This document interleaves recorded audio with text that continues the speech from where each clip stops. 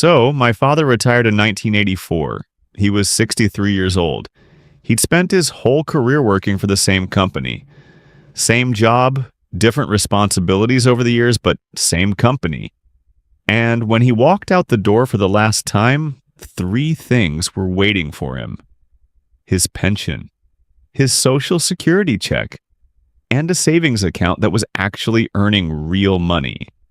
And here's what I remember about my father's retirement. He never worried about it. Not in the way I've watched men of my generation worry. Not that low-grade, middle-of-the-night kind of anxiety about whether the money is going to hold.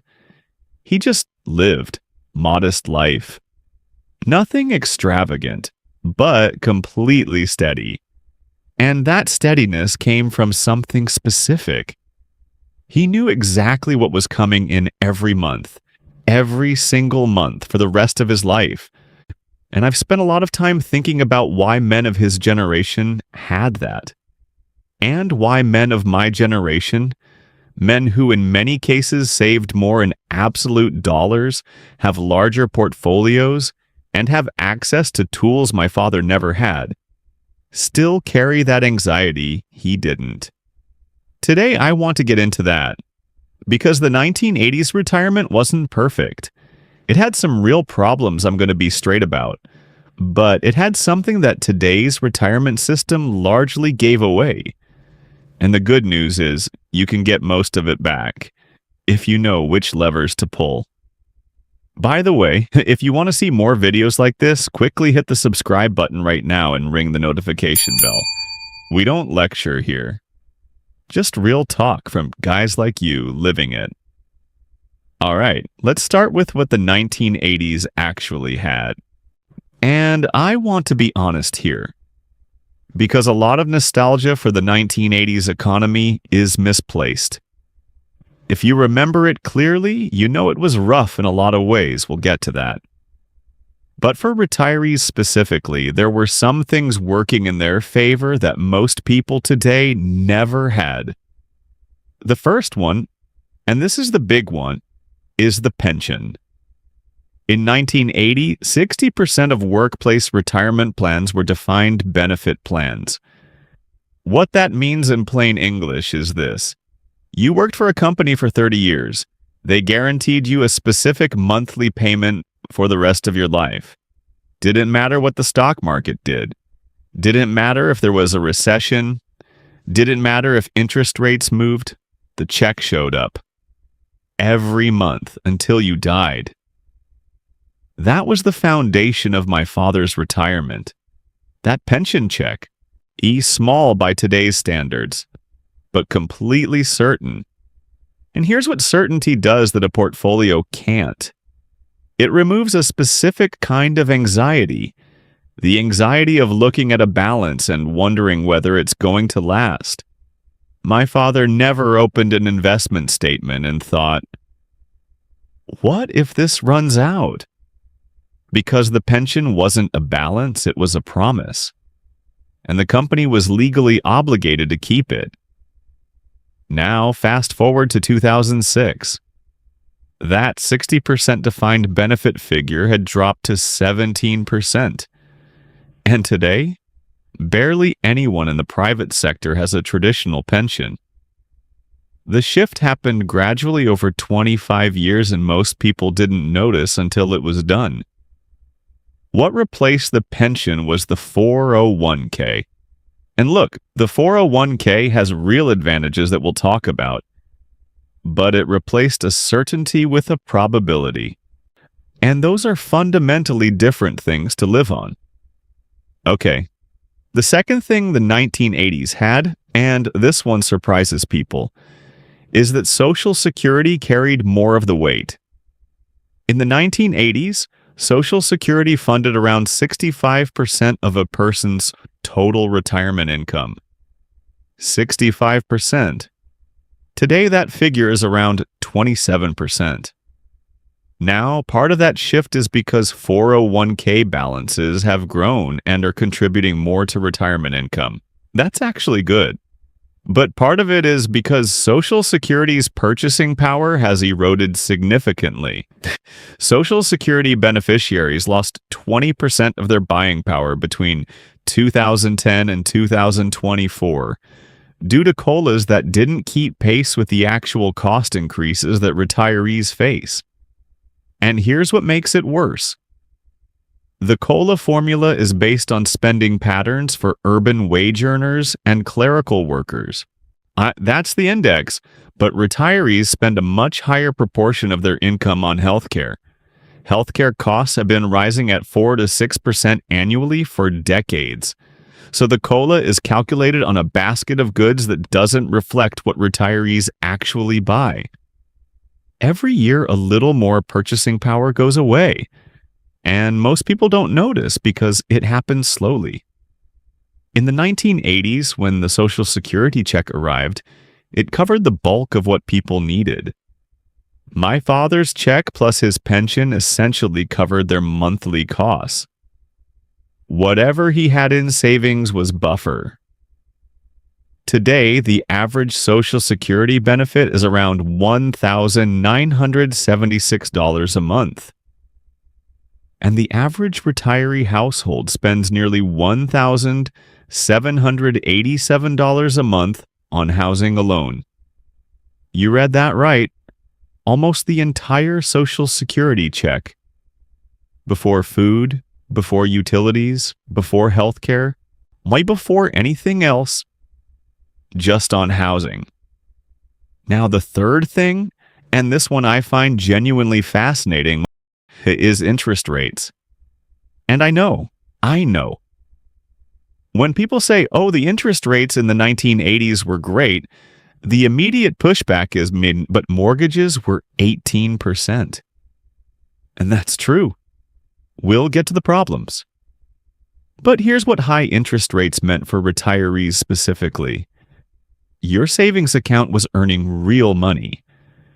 In August of 1981, 6-month CD rates hit 17.98%, nearly 18%. A man who retired in 1982 with $100,000 in savings, which was meaningful money at the time, could put it in a CD and pull $18,000 a year in interest. Today, for most of the period between 2009 and 2022, that same $100,000 in a CD was earning $290 a year. Not $18,000. $290. And 30-year Treasury bonds were yielding around 12% in 1984. Deep bonds. Conservative, boring, safe bonds. Yielding 12%. That completely changes the math of retirement. When safe instruments earn real returns, a retiree can park money in conservative assets and live off the interest. That's exactly what a lot of 1980s retirees did. And it worked beautifully. In today's environment, and yes, rates have improved significantly from the near zero era of 2009 to 2022, but we're nowhere near those levels.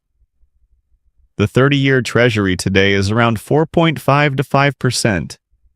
Better than a decade ago, a long way from 12. Now here's the fourth thing, and this one hits close to home for a lot of men. In the 1980s, you could retire earlier and collect more of what you'd earned. The average retirement age for men hit its lowest point in the mid-1980s. Around 62, as people were retiring earlier than any other period in modern history. And at the time, full retirement age for Social Security was 65. You could claim at 62 with a modest reduction, or wait until 65 and get the full benefit. Today, full retirement age is 67 for anyone born in 1960 or later. Claiming at 65 now means claiming 2 years early, with a permanent reduction attached. So the system has essentially moved the finish line back 2 years. You work longer, you collect later, And the benefit you collect buys less because of the purchasing power erosion we talked about. That's a meaningful shift, and most people have absorbed it without fully understanding what changed. All right, so that's the case for the 1980s. 4 real substantive advantages: guaranteed pension income, Social Security carrying more weight, interest rates that rewarded conservative savers, and earlier retirement with more complete benefits. Now, here's where I have to be completely honest with you, because the 1980s were not some golden era that everyone looks back on through rose-colored glasses. The 1980s were genuinely brutal in some ways, and I mean that. Inflation ran above 10% through all of 1980 and most of 1981. It peaked at 14.6% in early 1980. Do you know what that does to a fixed pension? A pension paying $1,000 a month in 1980 had the purchasing power of roughly $680 a month by 1986. 6 years, 32% of the value gone. High interest rates helped savers. But for anyone who bought a house or carried debt, and plenty of retirees did, mortgage rates peaked at 18.45% in October of 1981. Unemployment hit 10.8% in 1982. The U.S. spent 22 of the first 35 months of the 1980s in recession. 2 recessions back to back. So, let's be clear. The 1980s were not a golden era of easy retirement. For a lot of Americans, they were a decade of genuine economic hardship. But within that difficult environment, the structure of retirement income for the people who made it through had something valuable. It was built on certainty. And that's the thing worth extracting.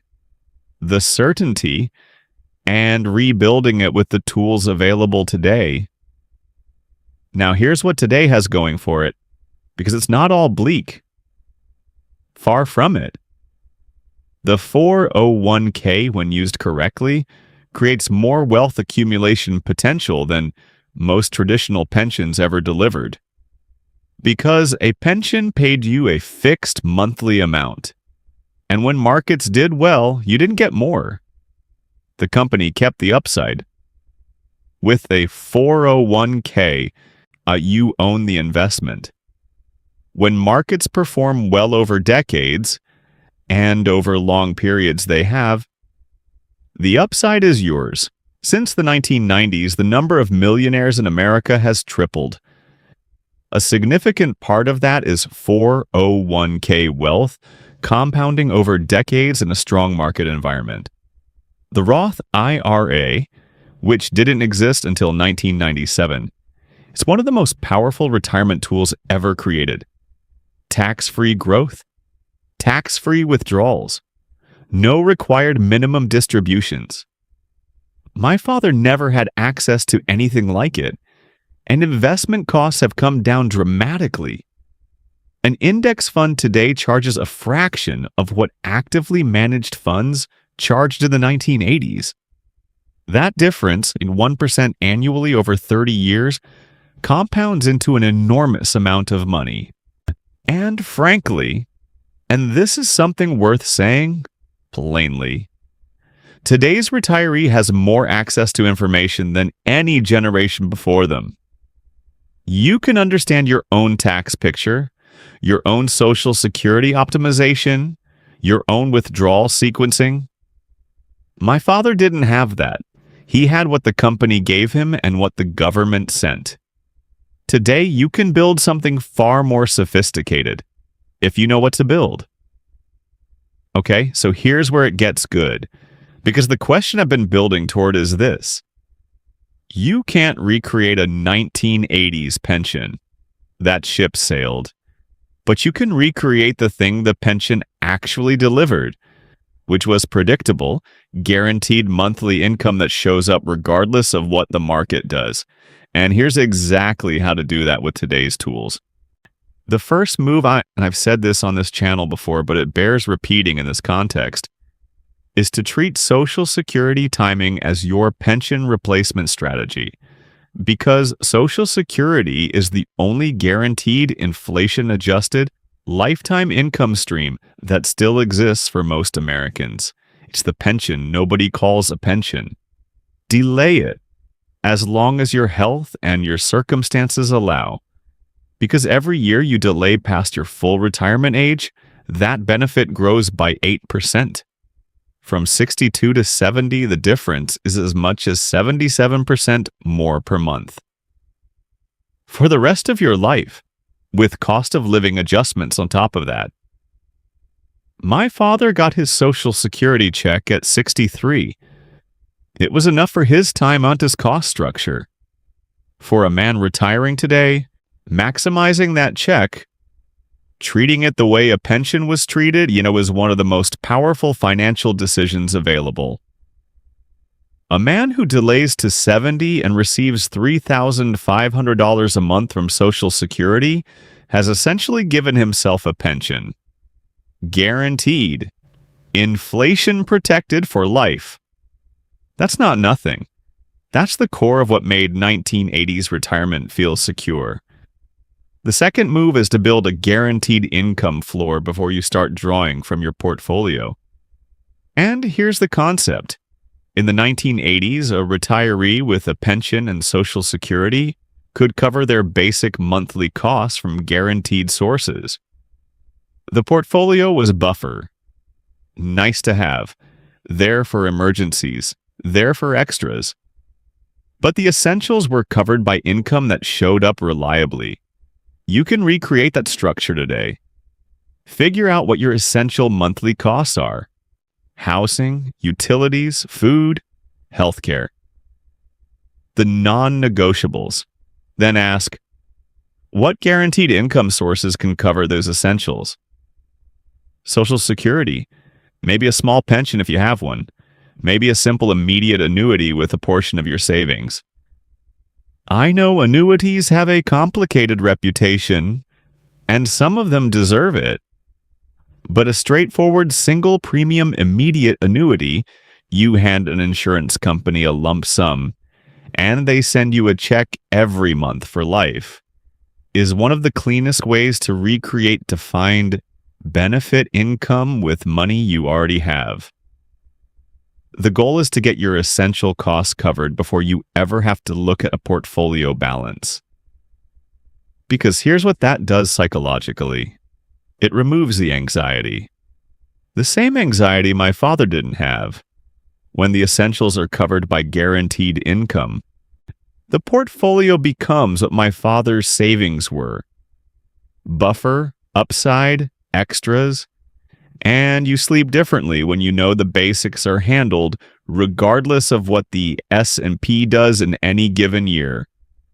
The third move is to lock in today's interest rates while they're the best they've been in over 2 decades. And this is a window that has opened up in the last few years that a lot of men haven't taken advantage of yet. We went through a decade plus of essentially zero interest rates, 2009 to 2022. During that period, safe instruments earned almost nothing. That era is over. Right now, you can get 4.5 to 5% on Treasury bonds, 4.5 to 5%, guaranteed by the U.S. government. You can ladder CDs, meaning spread money across CDs maturing at different intervals, and lock in rates that were completely unavailable just a few years ago. A man who puts $200,000 into a CD ladder at 4.5% is generating $9,000 a year in interest from a completely safe instrument. My father would have recognized that strategy immediately. It's exactly what his generation did with the interest rates of their era.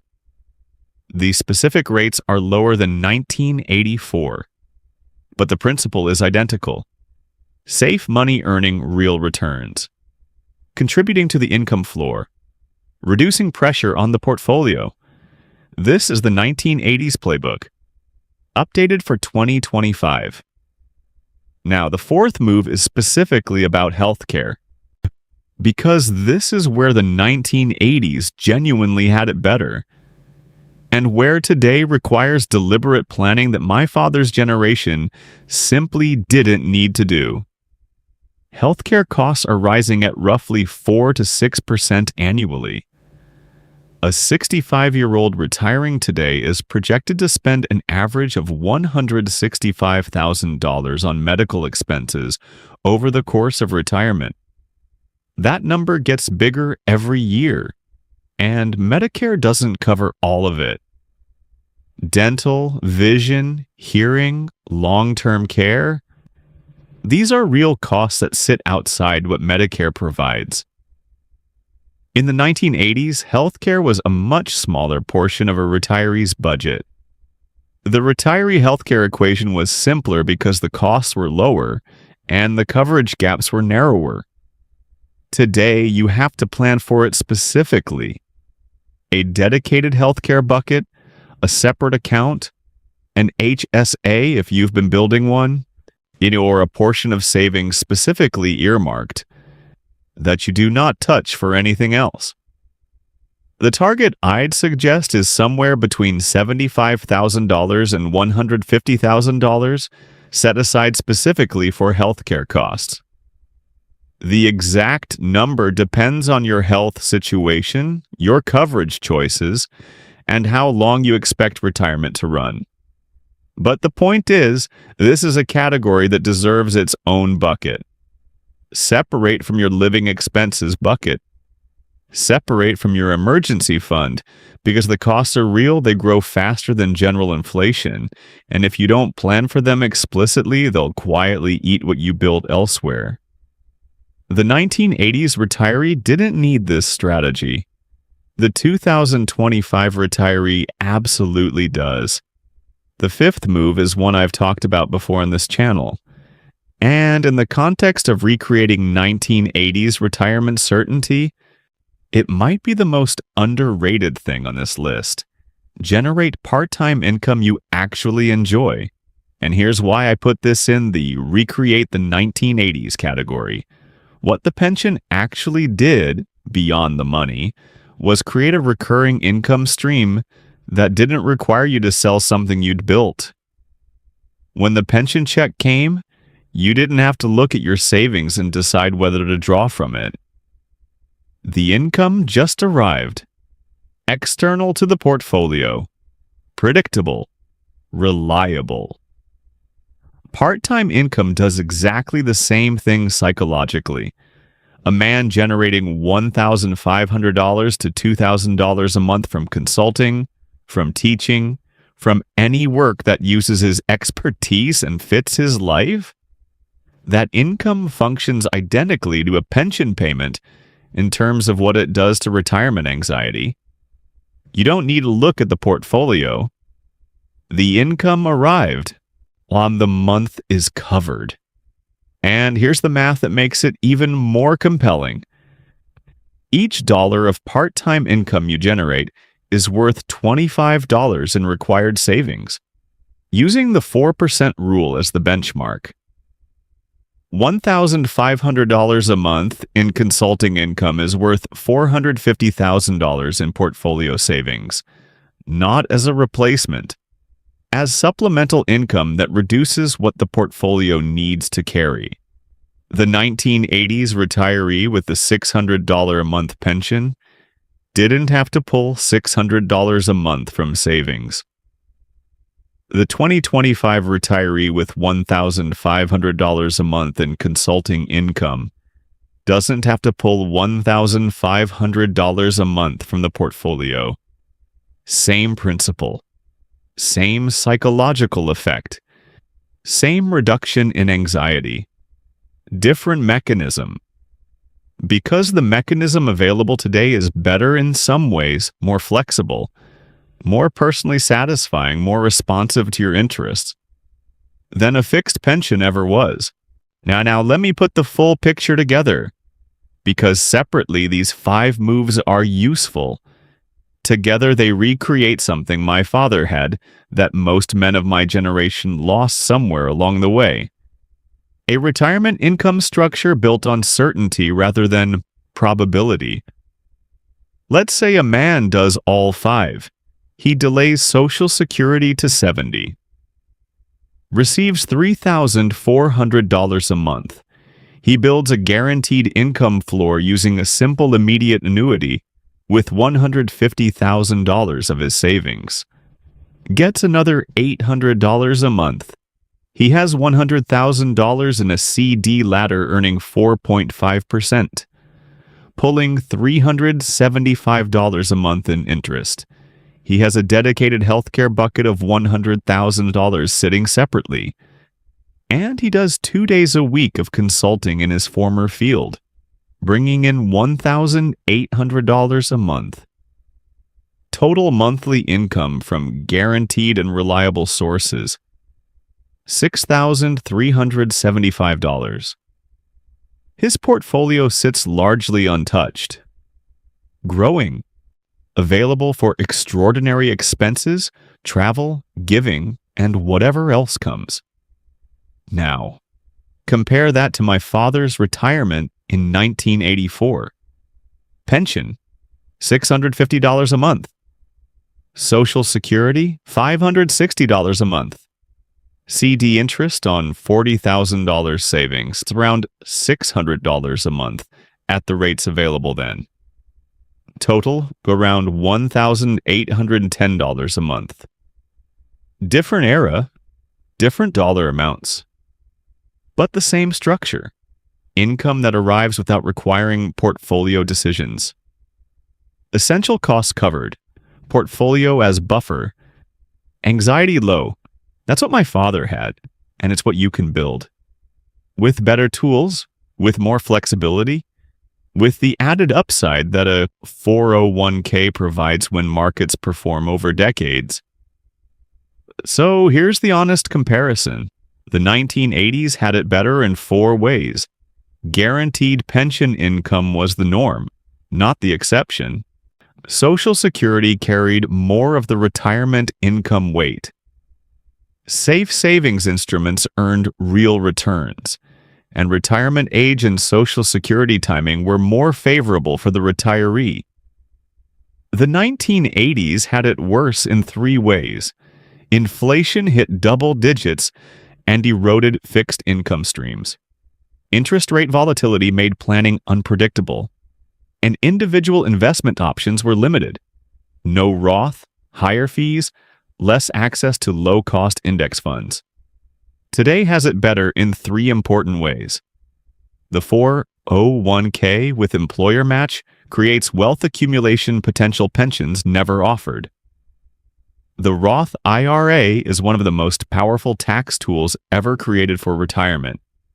And access to information, understanding your own tax picture, your Social Security optimization, your withdrawal sequence, gives today's retiree strategic control that my father never had.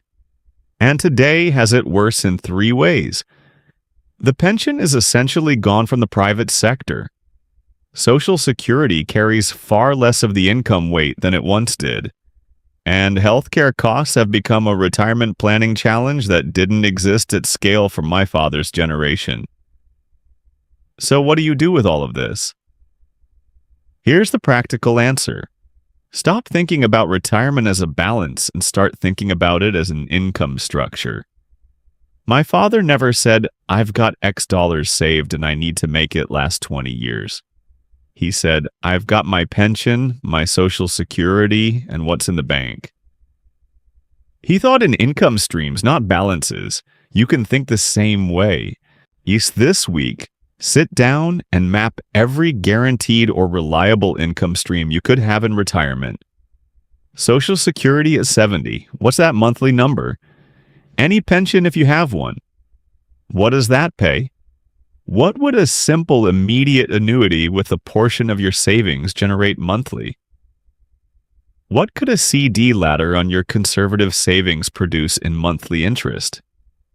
What could part-time consulting or teaching realistically generate monthly? add those numbers together. Then compare them to your projected essential monthly costs. If the guaranteed income covers the essentials, you've built something that functions like a 1980s retirement, with a 401k as the upside layer on top of it. If there's a gap, that gap tells you exactly what you need to work toward, either through delaying Social Security longer, building the part-time income, or adjusting the cost structure. The men who retire well in today's environment aren't the ones who accumulated the largest balances. They're the ones who built the most reliable income structure. And reliable income structures, and the kind my father had, are still buildable. They just require more deliberate construction than they did in 1984. One more thing before I close. My father didn't know any of this at a technical level. He never studied retirement planning, never had a financial advisor, never read a book about withdrawal sequencing.